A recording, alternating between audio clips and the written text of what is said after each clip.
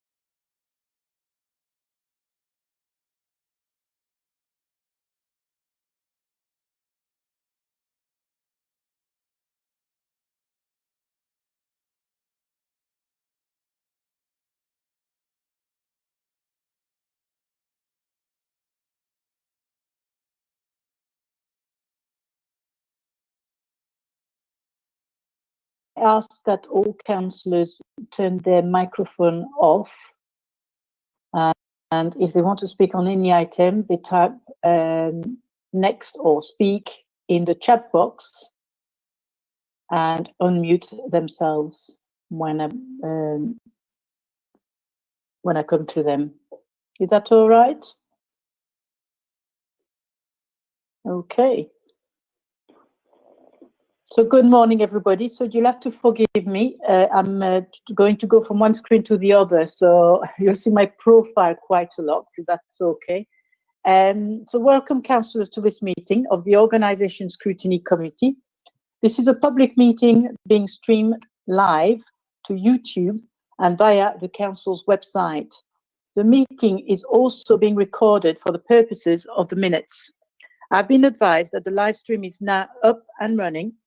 If for any reason the public can no longer hear or see the meeting over the live stream, we will adjourn until the connection has been re-established.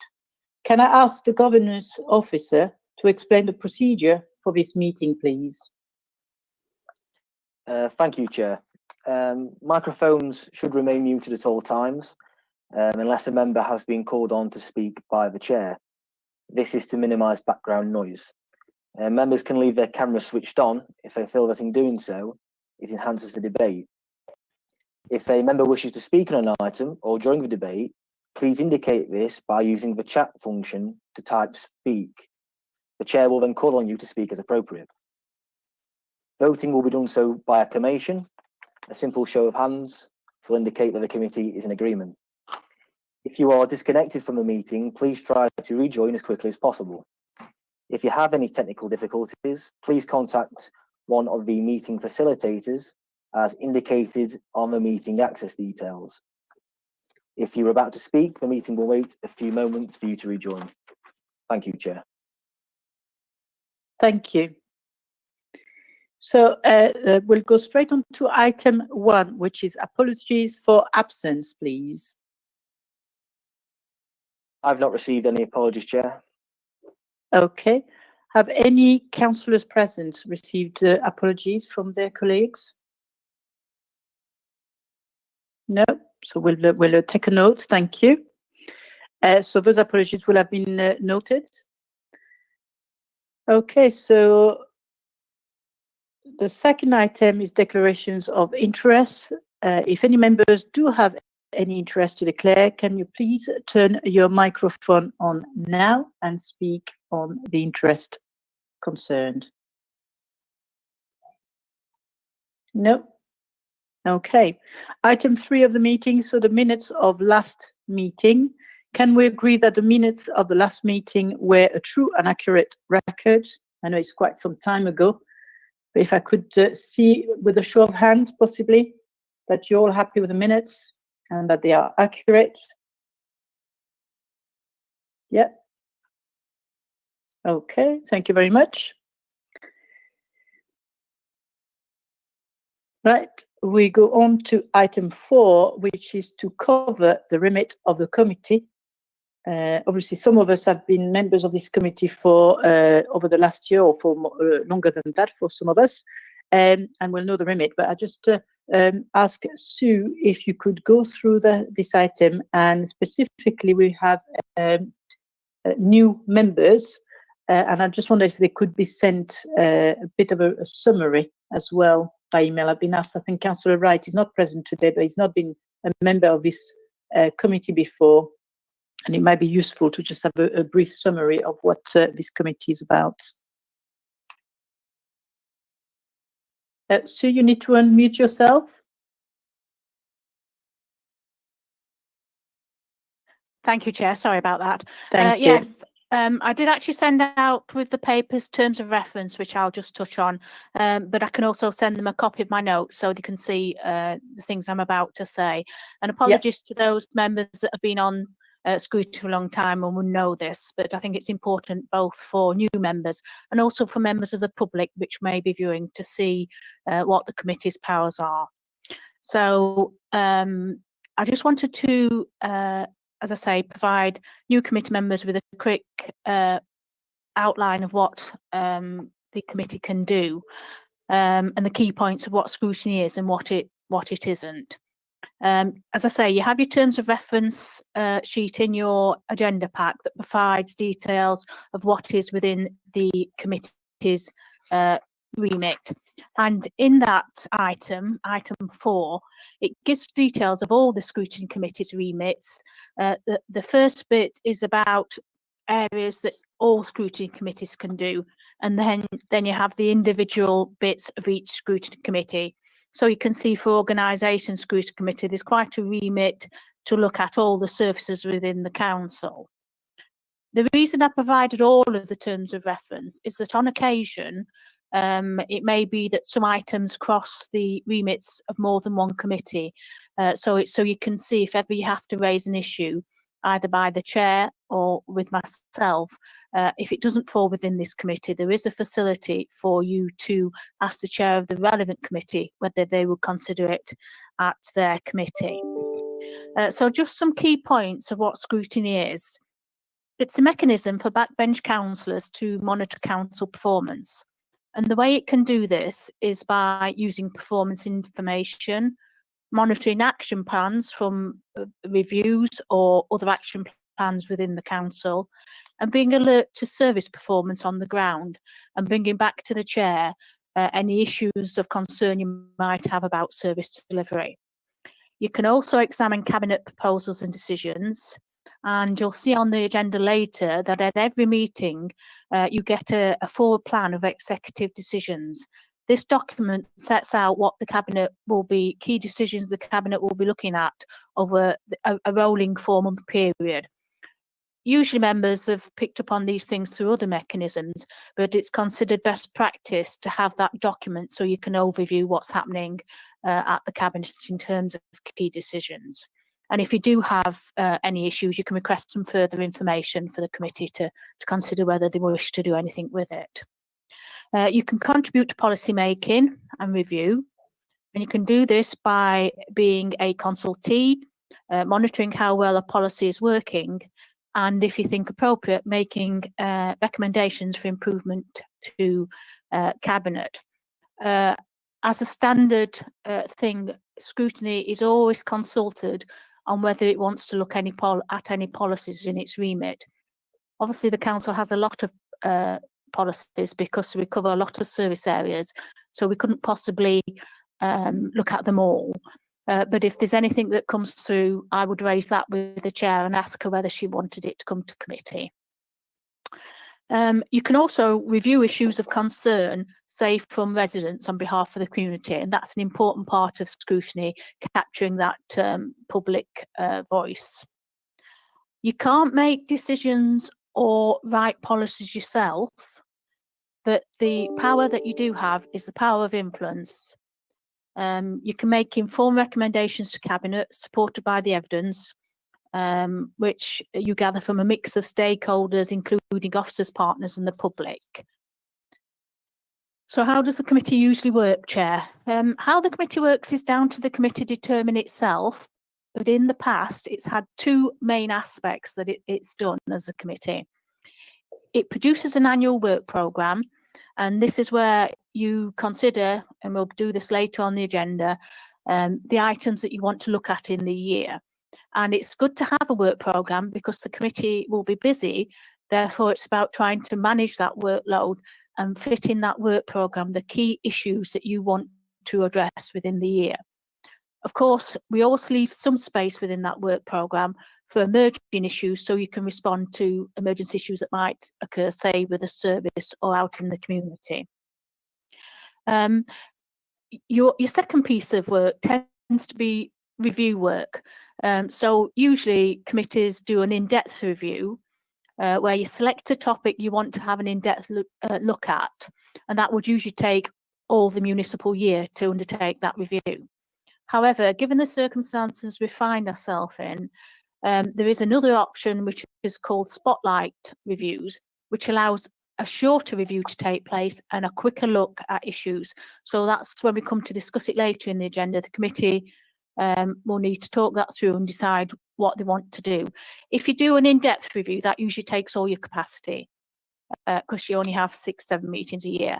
but obviously with a spotlight, you might fit a couple of those in. So we'll see what you think. And of course, if you have something that turns up as an emergency and you've already committed to an in-depth review, then the way you could resolve that, you might need to have extra meetings to deal with an emergency sort of situation. I think the most important thing I'd say is that the work programme is a work in progress document. It's not set in stone. You need a mix of activity with room to spare in the year for those emerging issues that you need to respond to. So, you know, you'll have a discussion today and decide the items you want to put in that work programme. But, you know, you can draft that as you go along and change things if other things that are more important come up.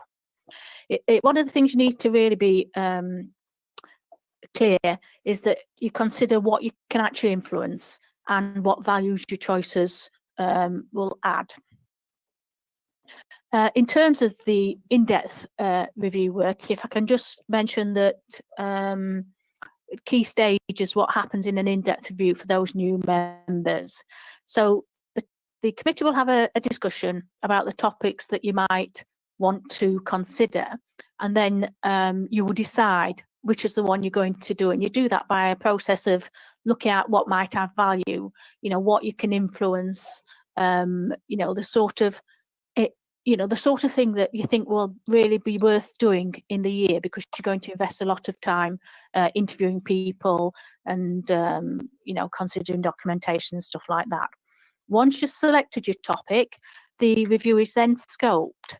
Now, in the past, this has usually happened by the chair, vice chair, myself, and the lead officer for the service that is responsible for the review topic you've picked, and also potentially the proposer, to have an informal meeting, scope the review and bring it back to the committee. This year, some chairs have decided that because of the nature of virtual meetings, that we'll do that scoping within the committee. But again, that's with you, Chair, to take a decision on what way you'd prefer to do that. Once you scope your review, I'll prepare a timetable and project plan for you, for the committee to agree that you've actually identified, you know, the things that you want to look at, the officers and other bodies you might want to be in touch with, and you then begin your evidence gathering. And as I say, you do this through interviews with stakeholders, possible site visits, review of documentation like policies, action plans, and performance information. Then when you get to the end of the review period, which is usually the municipal year, then analyse all that information, and from what you've heard, you formulate recommendations to be included in the scrutiny report, which is then submitted to Cabinet for consideration. The Chair will then present that report at Cabinet, and if the recommendations are accepted, a lead officer then prepares an action plan for how those recommendations will be implemented on behalf of Cabinet. So to conclude, Chair, can I ask the committee at this point if anyone has any questions following the briefing?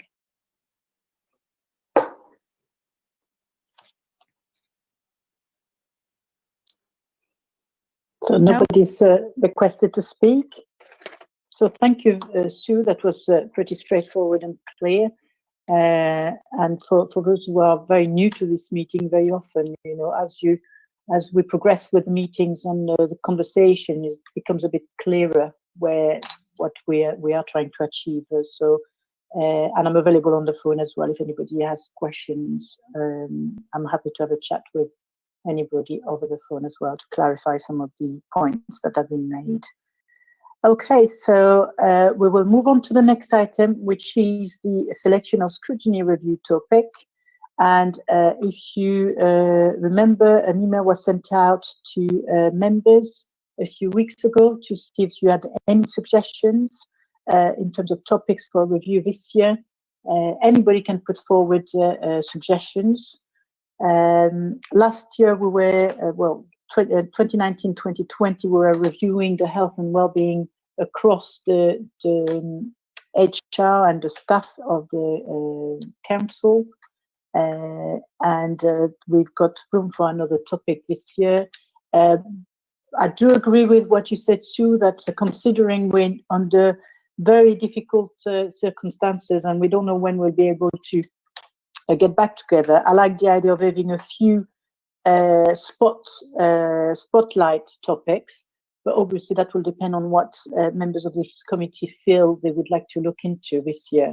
But the idea of looking at 1 or 2 topics this year could be a good solution rather than overlooking something, because obviously the lockdown period has put quite a lot of has thrown quite a lot of unprecedented circumstances into the council. So the council has not been able to operate in the same way that it would have been normally. It might be worth that we choose a couple of spotlight topics. So I'd like to open that to the floor. I don't know if Sue first, whether you received any suggestions. I've not seen anything up to now. No, Chair. Obviously, I'd had some conversations with yourself, and later in the agenda, we'll come back to last year's review and where we've progressed. That's actually in the private session of the agenda, because, of course, it contains some staffing issues.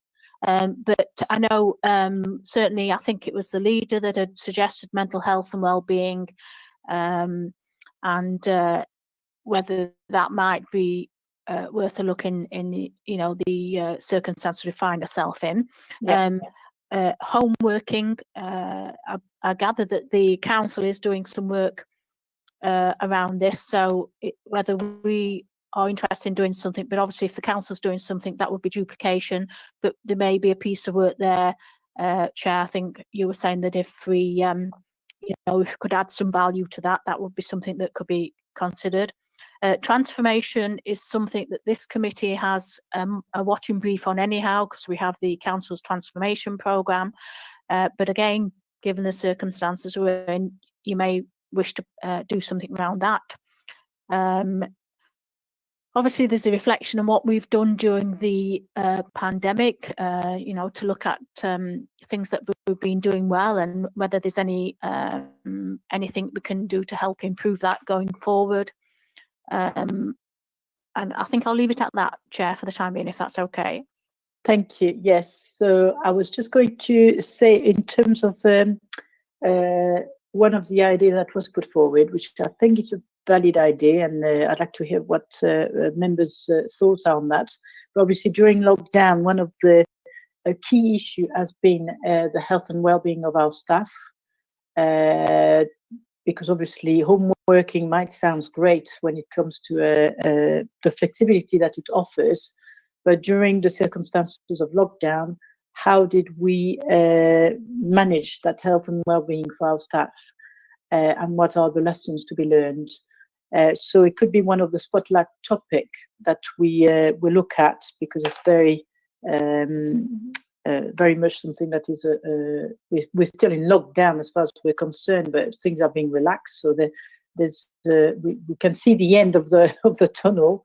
So it could be that we look at that. I'd be interested to see how the council has managed that aspect for our staff. And going forward, as you said, Sue, the council is looking at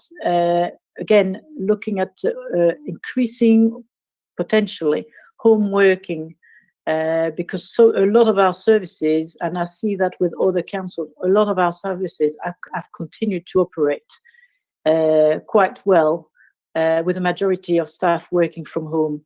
So what it means, it doesn't mean that we should look at having all our staff working from home from now on, but it means that we can look at ways of offering more flexibility to our staff, but also looking at the financial savings that can be achieved by reducing the number of buildings we have in terms of owning buildings, renting buildings, and maintaining buildings. So there's quite a lot of a positive to it. However, since the council is already doing a piece of work on that, as you said, Sue, we don't want to get in their way or duplicate the work. So we will need to have a conversation with the council on what they're doing. And it could be that we focus purely on how we manage the health and well-being of our staff when they are asked to work from home or they choose to work from home. Because again, you might like the idea of working from home, but what is the impact on your health and well-being? So I'm interested to know what members of this committee think about those two items? Yes, so we've got Councillor Joe Birkin want to come and speak. If you would like to unmute yourself.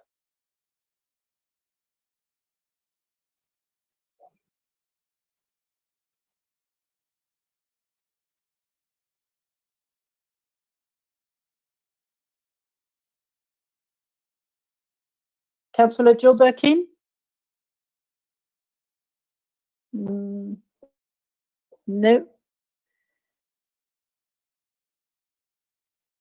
I don't know. Okay, so the next request is from Councillor Maggie Jones. So if you would like to unmute yourself, Maggie.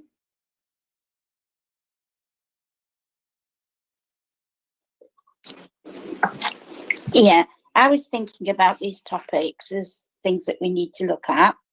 And if the council are doing stuff about working from home, I think it's good if we can get people to talk about that's experiencing it, so we can gather all their information about how it's been for them, so we can find out what the difficulties are. Now, I don't know whether that's what the council remit's going to be, but I think that comes into health and wellbeing, like you said, because obviously some people have found it very stressful working from home, being on their own, being in isolation, and having to deal with often public questions that can make, like I've got some granddaughter that's actually been working from home, not for a council, but for an examination board.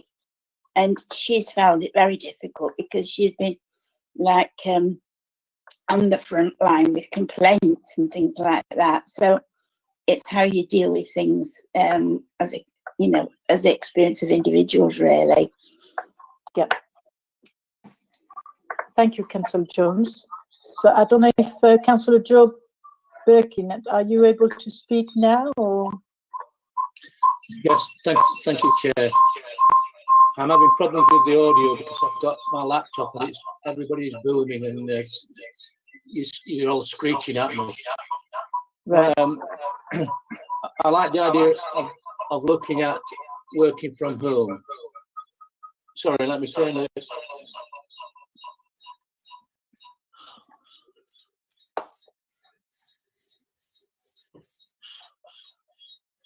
Sorry about that, Chair. I like the idea of looking at working from home. One of the issues that I remember when this was mooted when I was still working for the county council are the health and safety requirements of individual members of staff. The office that I was in, I think there were 10 of us, and 8 of us had special chairs because of various spinal problems. So there's an issue regarding the chairs and desks or whatever that staff have available at home if they're required to take their laptops and to work from home. So I think that's an important element that we would need to consider, overlapping with what we did last year with health and wellbeing, and this year the thoughts of extending home working more.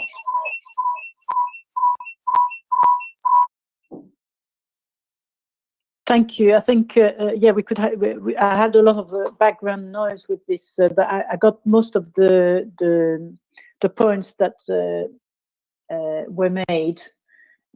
Anybody wants to come back on those 2 points on those? I think if for me there's two although they're interlinked, there's 2 topics here. One is purely the health and well-being and how we handle that during lockdown, and the lessons that can be learned if a situation like this happens again. And the second aspect is moving forward in order to achieve financial saving, but also give flexibility to our staff. It's a longer piece of work, longer term piece of work to go with the council, and how do you help with more home working? So I don't know, Sue, does that seem like two separate topics that we could view this year? And obviously the second one would be with a view to help the review that HR is already doing? Yes, Chair. I think possibly it would help if I took some further advice through you with a conversation, perhaps with who's leading the look at home working within the council. Certainly, we could start off with that first piece of work, and then, depending on what comes out of that conversations, decide whether that becomes a second piece of work where we add directly to the review that's taking place, or whether we incorporate into the first review. How does that sound? Yeah, is everybody happy with that? I see some head nodding. So yeah, and if I think that makes quite a lot of sense. When we go through the draft work program, actually, we can see how it all fits together as well. It might make a bit more sense over the year as we go on to the next item. Chair, can I just check with you then? Do you wish to scope within the meeting at the next meeting, or do you wish to scope in an informal group? I think probably the next meeting will be fine. So we all, because then we'd make it part of our normal meetings, and we've got the next one is in August, isn't it? I think. Yes. So it's soon enough, I would say. Okay, there were other items that we did put on a list. I remember last year we went through a list during a workshop, Sue. It might be worth if you send that list again to members, because there were a few ideas that we kind of discussed already, and it could be that we decide that actually one of the items that were on that list could be the subject of a spotlight review, if we decide not to go ahead with the second one that we've discussed now, if it doesn't fit with what the council is doing. Is that okay for members? Yeah. Okay. So we'll move on to the next item. Unless, Sue, you've got any more comments to make on this item? Sorry, Sue, you're muted. Sorry, Chair. Yes, I'll just do the work on that and bring it back to the committee, and you can see how it looks and decide whether that's what you proceed with. Yeah. Okay. So we'll go on to the next item, which to consider the attached draft work program of the Organisation Scrutiny Committee 2021 and make any suggestions for items. And I know that some of you have had it emailed again. I know it's been emailed again to me, so I'll just go on to my screen to get back to it. And it gives you an idea of what we're trying to fit in during the year, and with specification for each meetings, what we're trying to include in each meetings. One comment I would make is obviously the spotlight on the health and well-being during lockdown. On this work program, we have interviews which are not scheduled until, I think it was November or December, maybe. And I think if we're doing a spotlight during the lockdown period, we need to have interviews of the staff and managers probably earlier. So it would be useful to have them fitted probably in September. I don't know if that makes sense to you, Sue. Yes, definitely, Chair. I mean, obviously, you've decided you're going to scope in the meeting, so I'll have to rejig it to accommodate that first. And certainly interviews need to be put back slightly. I'll just mention, Chair, I don't know whether you saw it in the chat. I do know that in terms of the working from home item you were talking about, the council has been doing a survey of staff working from home, seeing how they're getting on. But as regards the work programme, it's a work in progress, Chair. And what I'll do after this meeting is work out all those where things need to fit, so you can see what spare capacity you've got. Okay, and during the survey that you mentioned, I knew that the council were doing that. I think it was mentioned at some point. Do we know when they're likely to give us some of the feedback, when we're likely to have that returned? I don't know that, Chair. I've not seen Okay. anything on that, but obviously that's something I can pursue as part of the scoping. Yeah. Because I do think that would be handy. I completed it myself, and it was a useful document. Exactly, and like we said, we need to have we can't be making up our own things. We need to use everything that's available to us and that's being done already, and that would be definitely useful to have that survey, and then having some like we did last year, some staff interviewed from different departments and different who have worked differently during lockdown. Yeah. Chair, can I just mention then, in terms of the work programme, you'll see that there's some items that you've looked at in previous years, and they're there for the members of the committee to decide whether you want them to stay on, not necessarily on the date that they're put on. That's only as an example. But you have had the annual report from the head of the Human Resources Service, usually each year, where she covers a number of things that the council do in support of staff. Also, you've often received an update on the transformation programme from the director for the service, Lee Hickin, which of course may be of interest if they're formulating new plans for what that transformation programme will look at, given the pandemic that we've just had. And that's it, Chair.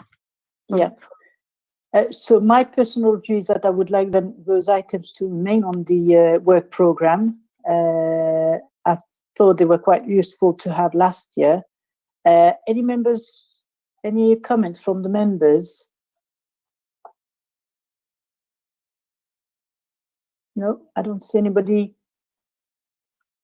No, so I'll assume that we all agree that those items should remain on the work programme, and certainly the transformation programme, because with the coronavirus, COVID-19 issues, the transformation programme will be impacted, no doubt. So it'd be interesting to have an in-depth conversation about that, if members are happy to do that at some point.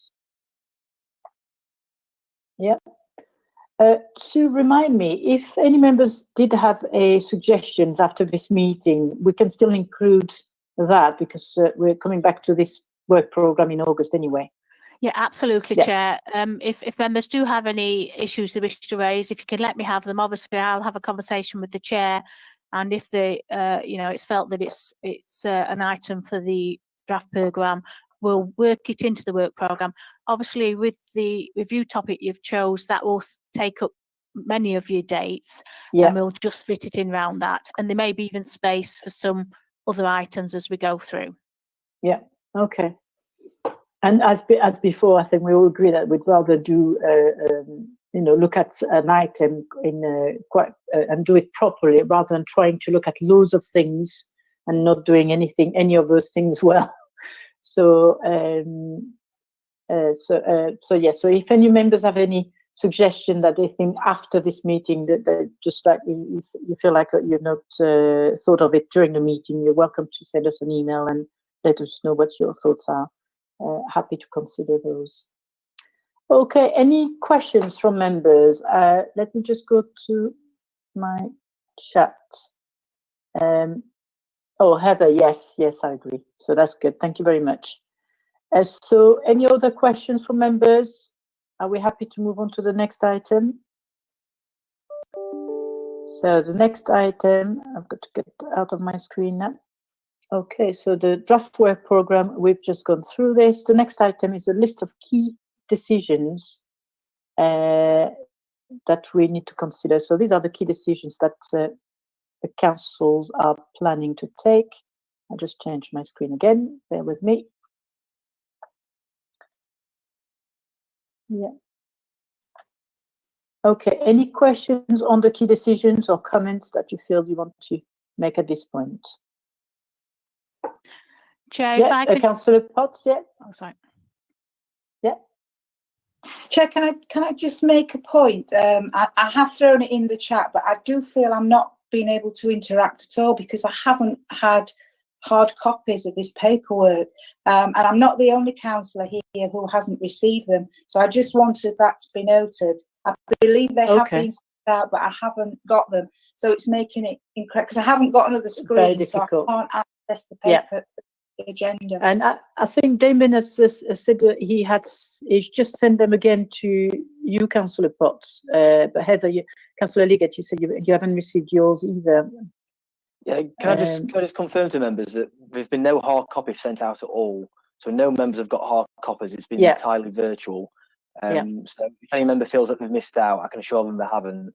We've not sent any out for the obvious reasons that the building's been closed. Chair, may I comment on that? Because obviously I've had experience of the other scrutiny committees. Personally, I feel that chairs and vice chairs at the very least should have hard copies because it's very difficult passing between the two screens. This has been raised by other committee chairs, and I know certainly one of the other chairs was going to contact governance to see if they could get this decision changed. I know obviously one of the reasons I was given was safety, because staff aren't going into the office to print documents, but I hear what the other members are saying, and I think it is difficult for some members to follow without a hard copy. So again, I think that's a debate that needs to be revisited, because I certainly think it has a role at the moment. And Sue, can I ask, because in previous years, what happened if members wanted a paper copies, they could request it. So I suggest that we allow members, we ask members, if you want to request a printed copy of the agenda, to request it from governance. Would that be okay, Sue? It is, Chair, but as I say, they have actually taken a decision because of the pandemic and staff not being in the office currently. To print it, that members aren't being sent hard copies, but I do think that presents a difficulty. So, I mean, obviously, I think with the release of lockdown, it's likely that some staff members will go into the office. It will be more limited because, of course, we need to keep distancing and stuff. So I think if Damon, if you could raise it again with Nikki and express the comments from members, and we'll see where that takes us. Do members have printers? Would you be able to print copies off? No. Okay. We'll pursue it through governance then, Chair, and I'll come back to the committee and let you know the outcome. I'll raise it with the governance manager. Thank you. Can I bring Councillor Joe Birkin, who wanted to speak? Thank you, Chair. I think one of the difficulties that I find, I'm sorry about this. My wife's going to have to take the call, hopefully. Women, I don't know. They get everywhere these days, don't they? Sorry, one of the problems that I have is trying to be able to get the papers up on a separate screen. I've not worked out how to do that. The other slight difficulty, which I just sent a message back to Councillor Potts, is that the paperwork came about 2 weeks ago. So last night I was panicking. Came by email, sorry, about 2 weeks ago. So last night I was panicking, where are my papers? And I'd already printed it off, but I'd forgotten. So I printed it off when I first got it. And then last night I was just rechecking everything for this morning. And I panicked that I'd not got the information. And then there it was. So it's about 2 weeks ago, which if you're starting to lose your mind, like I most probably am, then it becomes a bit difficult to remember that you've already got it. If there was an easy way to split the screens or something, there's something on my computer, my laptop, that's saying share screens, but I don't know whether that's the way to. I've not got my council papers on that, so I have to do it on I'm using the iPad for sound because my laptop sound, as I said before, you're all very screechy. So although two machines open at the moment, I still can't see anything other than what I've printed off. Can I just say, because we're veering off this meeting. This is a governance issue, and what I do appreciate, we're all having some trouble. It could be sorted afterwards with governance, if that's okay. So, Councillor Mo Potts, you wanted to speak. Was it on the issue of the paperwork, or? Yeah, that's absolutely fine. It was. I'll retract. So we'll leave it with Sue. She's offered to have a chat with governance, and we'll try and sort it out for our next meeting. Between now and the 4th of August, I'm sure we can sort something out. And it could be that the councillors are able to ask for a printed copy by then anyway. But Sue will let us know by email how she's got on Montier. Yes, thank you. Okay, so we'll go back to the item on the agenda, which is the forward plan of key decisions. And I appreciate that some of you won't have had a chance to have a look at them if you've not seen them or you don't have them on your screen. But those of you who've had the chance to have a look at it, is there anything on there that you wanted to comment on? I'm happy to go through the headings of the items. So, for example, the first one is land sales, to consider offers to sell council-owned general fund land. The date of the decision was 9 April 2020. And it's Councillor Jeremy Kenyon who's responsible portfolio holder. The next item is a medium-term financial plan to update members regarding the current position and to agree the process of securing financial savings whilst maintaining service delivery, together with any implications this may have for the council staffing establishment. And that decision was made on the 9th of April 2020. So although it's called the forward plan, decisions have been made already. Vehicle replacement, I did have a question on that, actually, Sue, if members are happy with that. The vehicle replacement portfolio holder is Charlotte, Councillor Charlotte Cupid. Oh yes, it's on two split screen on my, apologies for that, it's on two screens. It's a program of replacement of 2 refuse collection vehicles. And my question was, is there any, I've not seen the decision, so I can't really comment on the actual decision, but is there any intention of looking at replacing those with the electrical vehicles? Because obviously that would fit with the local plan. Councillor Kerry, I can see your mouth moving, but I can't hear you. If you want to unmute yourself.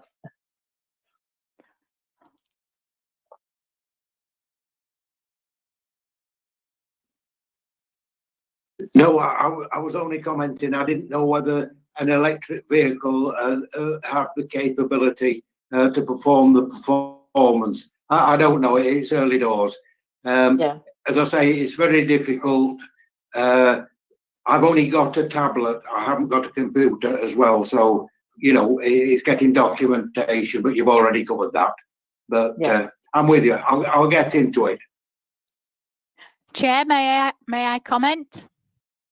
Who is speaking? It's Sue Veerman. Oh, Sue, yes, okay. Yes, this list is here for members' information. It is a rolling list, so it's published every month, but it tends to cover a 4-month period. And sometimes it will have a date where the decision was due to be made. That doesn't necessarily mean it has been made. Okay. And also, in terms of refuse collection vehicles, that tends to come under the Community Scrutiny Committee, because they monitor the delivery of the street scene. And no, certainly they've had a report on some vehicles that were going to be purchased. But I'm sure we can get an answer for the committee from the officer as to whether the electric has been considered. I do believe, I've got a vague recollection that that was part of the discussion, but I think there may have been some reasons why that was appropriate in some situations and not others, but I'll get a response for you. Yeah, and that would be sent to members via email, won't it? By email. Okay. Yeah. And what would be useful actually on that list, because you did say that the date of decisions doesn't mean that it will have been made at that time. What would be useful is to know whether the decision has been made or not.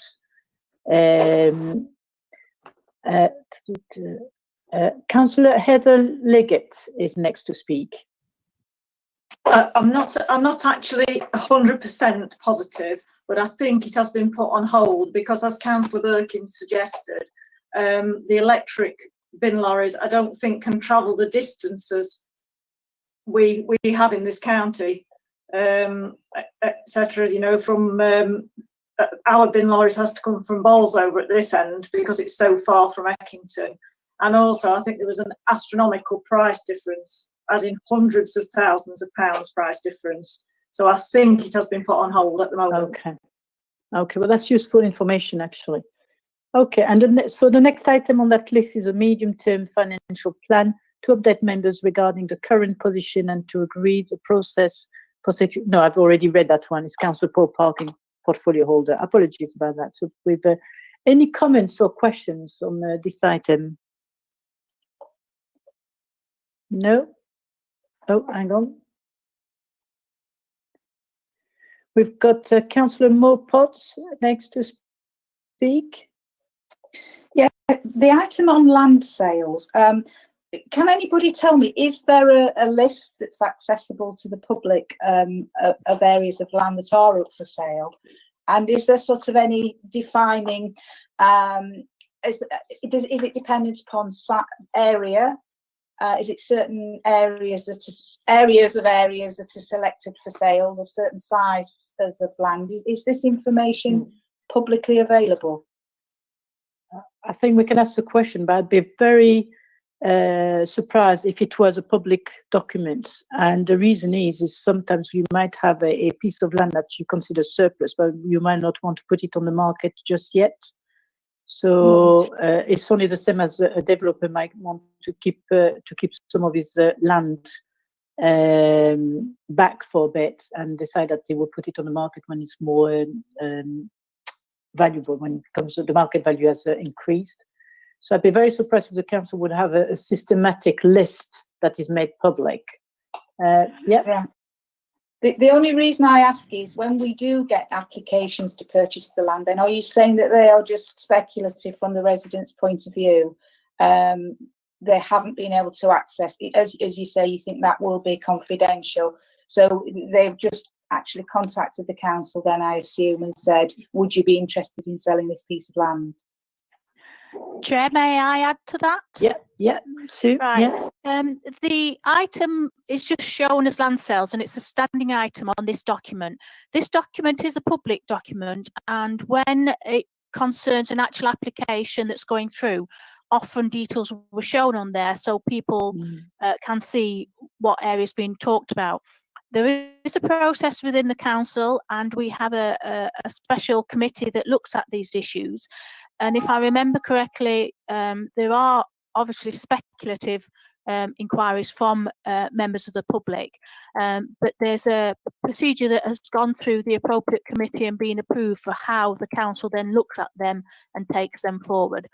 It used to be Grant Galloway who looked after that process, but obviously he's now gone to Bolsover. But there is definitely a process in place to make sure that you know, it's considered with all the things that might surround a decision on whether you sell land or not, either at the instigation of a member suggestion or a cabinet suggestion or an inquiry from the public. I mean, if you want, Chair, I can ask whether you know, if you want any further information on the process, I can certainly get that. I know we do have a disposal of assets procedure, which is one of the documents I know they consider. Would that be of interest to you, Councillor Potts? Yeah.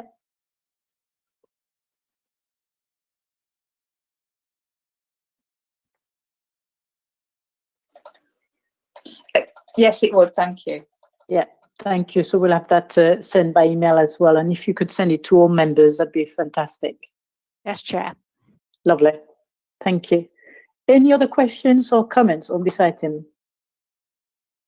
No. So we'll move on to the next item, which, if I'm not mistaken, it is item 8, additional urgent items. We've got exclusion of the public. So I will now move that the public be excluded from the meeting. That the public be excluded from the meeting during the discussion of the following items of business to avoid the disclosure to them of exempt information as defined in paragraph 1, part 1 of